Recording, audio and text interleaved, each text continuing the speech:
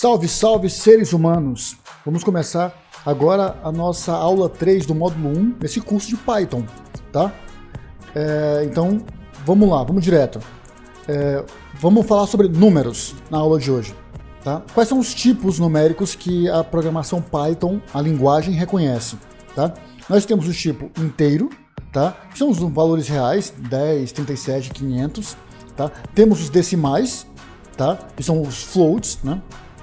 Então, 0.33, 10.1, por exemplo, e os números complexos. Tá? Ele reconhece o Python legal porque para algumas áreas ele consegue já trabalhar com números complexos também. Tá? Então, como eu fui falando, o tipo inteiro é do tipo int, tá? O float são os decimais e os complexos como complexos. Né?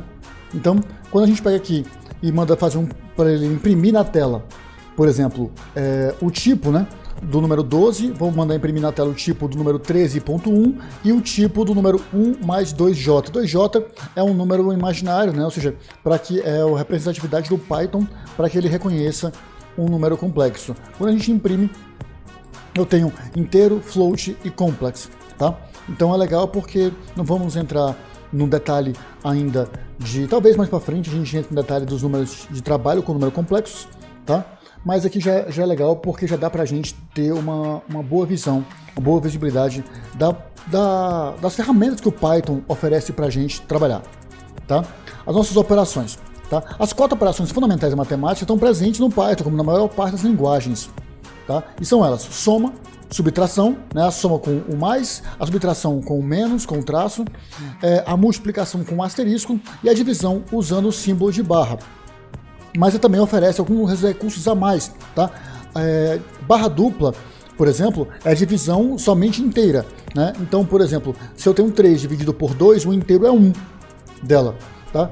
A potência ou a exponenciação, né? Então 2 ao quadrado, por exemplo, eu utilizo 2 asteriscos juntos, tá? E o resto da divisão, então, que eu uso o percentual, tá? Vamos seguir algum exemplo primeiro, tá? Então, como fui falando, vamos lá. Vamos colocar aqui, print 3 dividido por 2. Ó, 1, certo? Vamos fazer aqui um outro, print 3 ao quadrado, 9, e print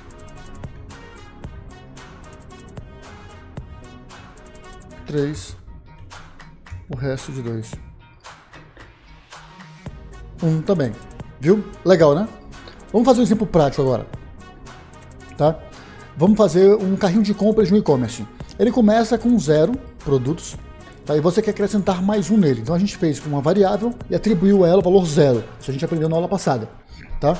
E eu quero adicionar um novo produto. Então como é que eu posso fazer?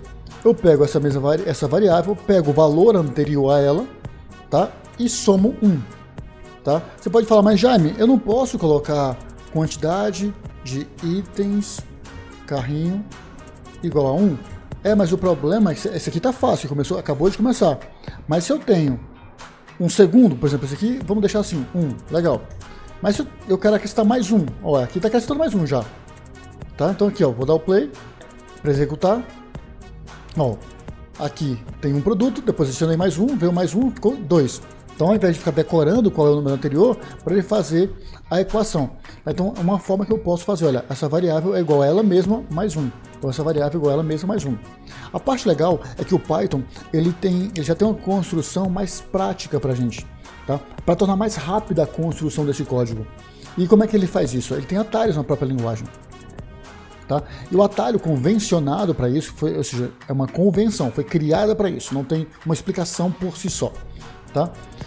É aqui, ó, quantidade de carrinhos mais igual a 1. Quando você faz isso, ele já entende que automaticamente tem que pegar o valor anterior e acrescentar 1. Tá? E aqui, ó, fiz 2 vezes, ó, 1 e 2, exatamente o mesmo valor que eu tenho aqui em cima. Tá? Então, é legal a gente também ter noção e ter essa informação desses atalhos variáveis que tornam o nosso código mais simples, mais limpo, né? Mais curto, mais fácil a gente de acompanhar. Tá? O total a pagar de um produto, tá? Como é que a gente pode trabalhar nisso? Eu tenho um produto cujo preço é 5, tá? E eu peguei 2,25 dele, ok? Então, o total a pagar é a quantidade vezes o preço, multiplicado. Olha só, 11,25, 5 vezes 2,25, tá? Você pode ver que ele está misturando os tipos, como a gente está falando aí em cima. Aqui é o tipo inteiro, aqui é do tipo float, né, do tipo decimal. E ele não tem problema em misturar. Tá? Então aqui, ó, vamos atribuir uma variável A o valor 3 e na variável B o valor 2. Tá? A variável C, eu vou dizer que é A dividido por B. Tá? Eu vou imprimir qual é o valor de C e qual é o tipo de C. Deixa eu cortar aqui para a gente ir vendo aos pedaços. Executar o código, olha só. Ele misturou 2 inteiros e resultou num float, num decimal. Porque 3 dividido por 2 é uma divisão decimal. Tá? Agora, eu vou pegar uma variável D e vou atribuir a ela a divisão inteira, tá, de A sobre B. Eu vou imprimir o valor e vou pegar o tipo dele. Olha só.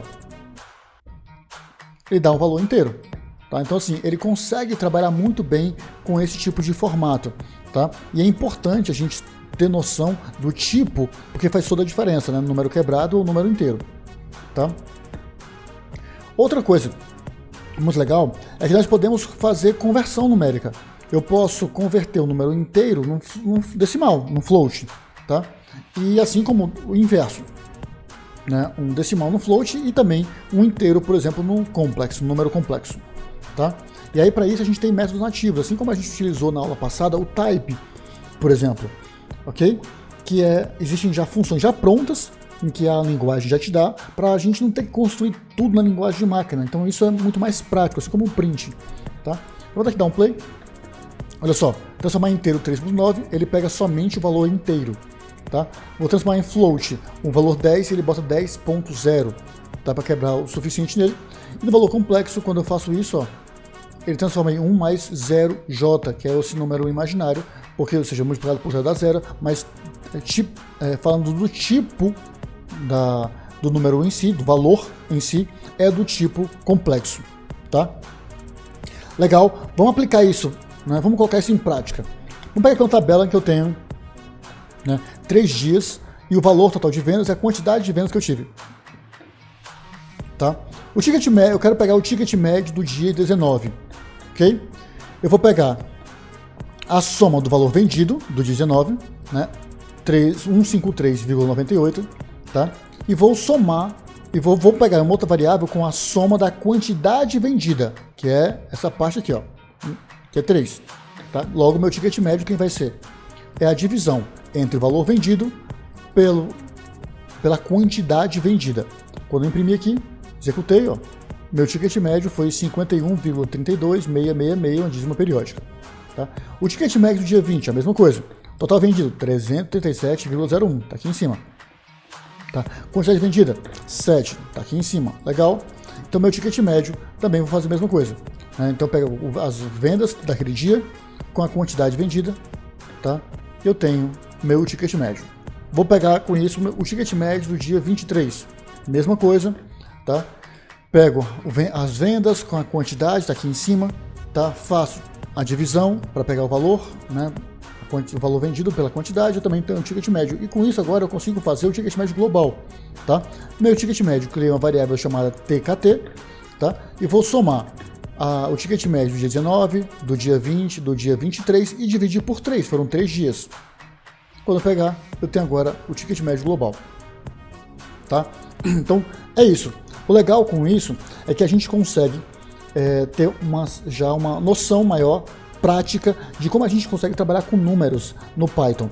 Tá? Afinal, a gente vai aprender a lidar com bastante dados com ele, que é a principal ferramenta para análise de dados, tá bom? Espero que você tenha compreendido mais uma vez, mais uma aula curtinha. Qualquer coisa, só chamar, tá bom? Vamos nessa!